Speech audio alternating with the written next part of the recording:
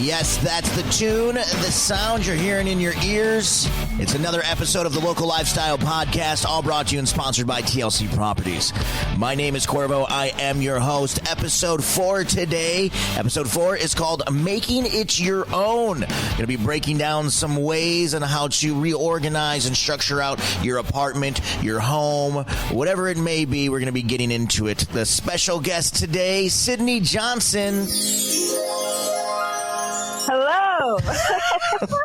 Probably one of the best walk-ons that we could have had for this podcast. Love that and very much appreciated it. You're very welcome. I'm glad you approve. So we have Sydney Johnson. She is an employee with CCG. Yes. Yep. She works for Coriel Collaborative Group. What do you do? Yeah, so I am the interior designer for Coriel Collaborative Group. I actually work for Good Deal Development, which is one of the 5 companies under that CCG umbrella. So, oh, that's awesome. So the name of this episode is called Making It Your Own, and that's why I brought Miss Sydney.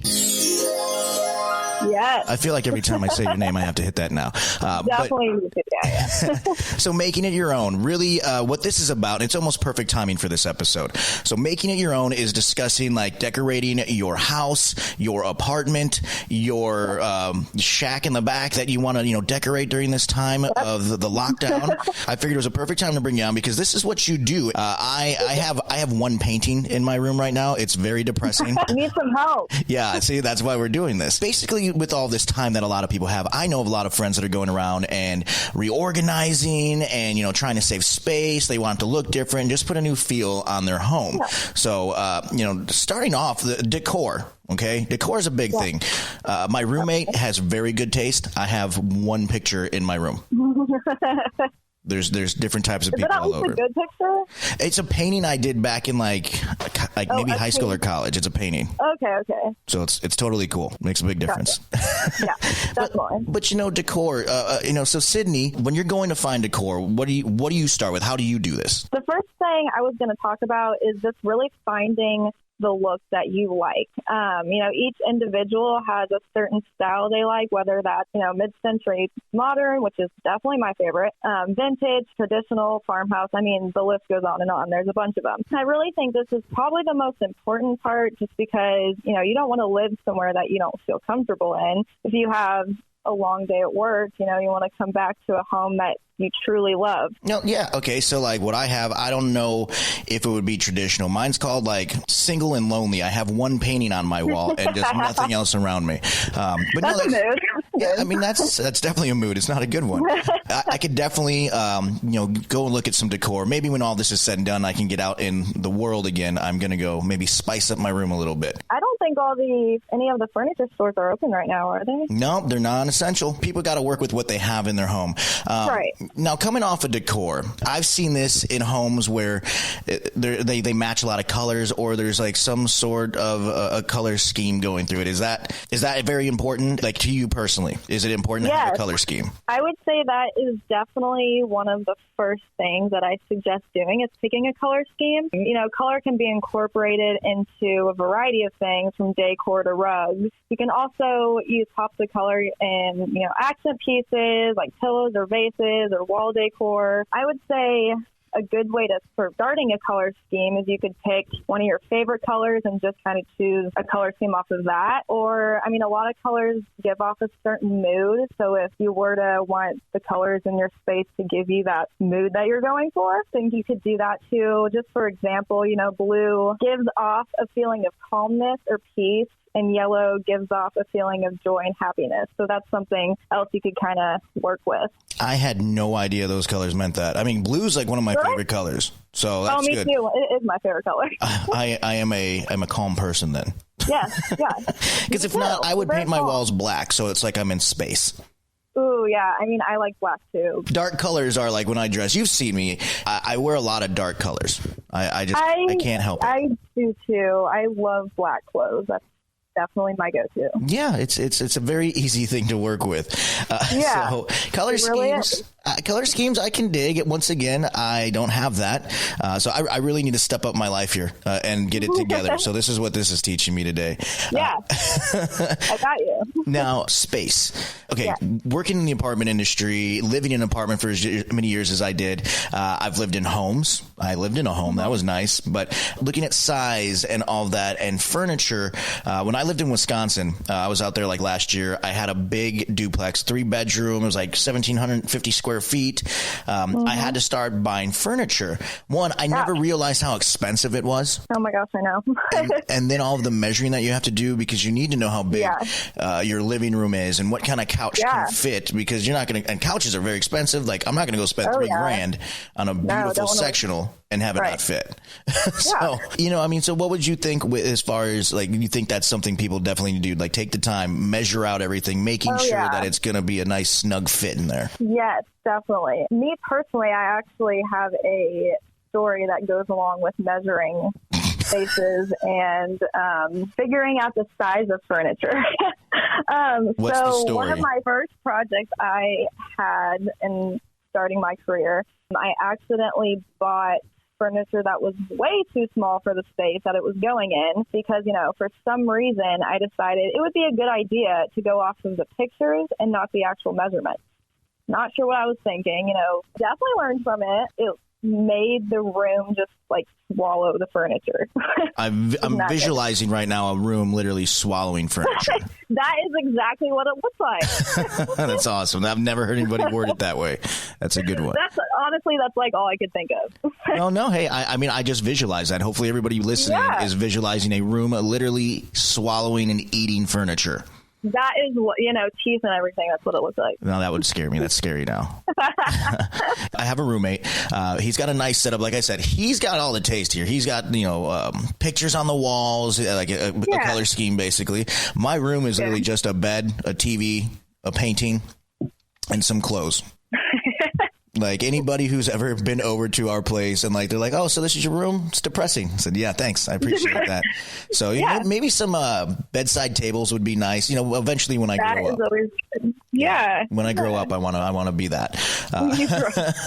And speaking of which, like in my room, I cleaned it the other day, and because that's all I have time for is just cleaning. I've realized you collect more things when you live anywhere. You think that you don't have much until you move, and then you thin that out, and next thing you know, you're building it right back up. So storage is something that I know. I have a walk-in closet, which I'm very grateful for, and I also have these like the plastic tubs that I can slide underneath my bed.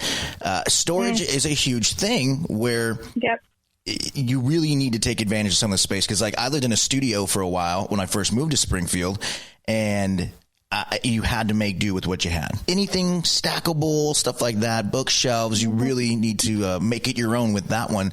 So with storage, let's get Sydney's take. Sydney, why don't you tell us a little bit about storage? Where do you sit with that?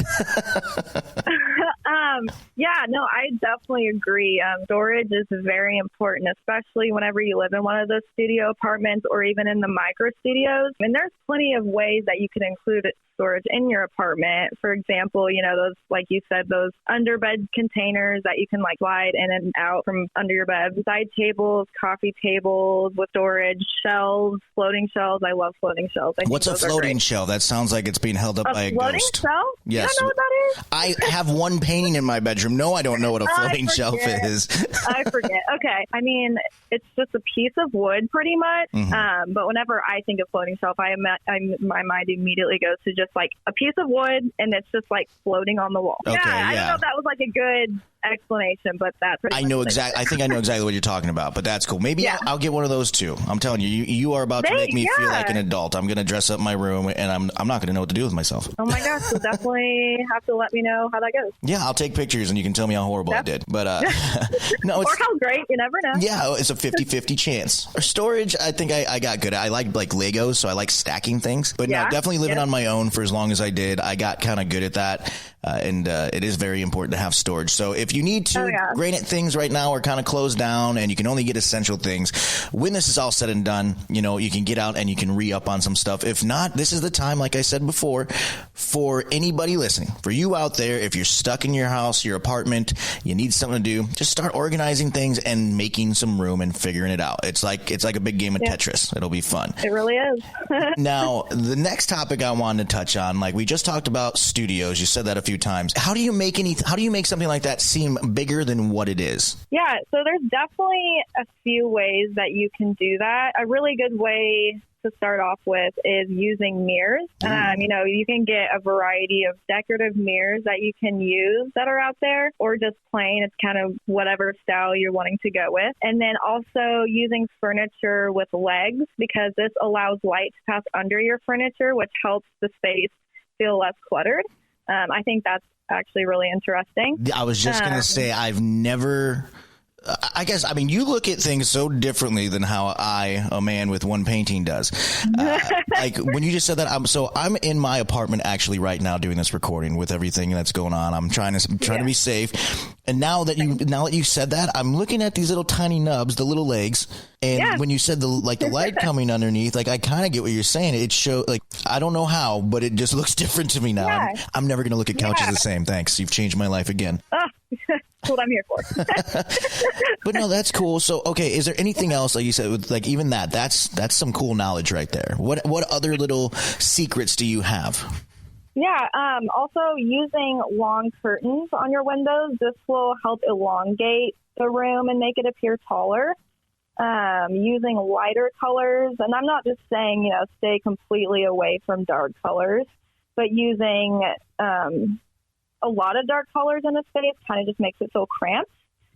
So, and then also utilizing storage, which we kind of already talked about, you know, so there's not clutter everywhere, because that can make a space also feel small. And then if you're also wanting to use wall decor, I would definitely suggest using just one large piece of art instead of a bunch of smaller pieces, just going back to the whole clutter thing, because you don't want to carry that clutter like on your walls.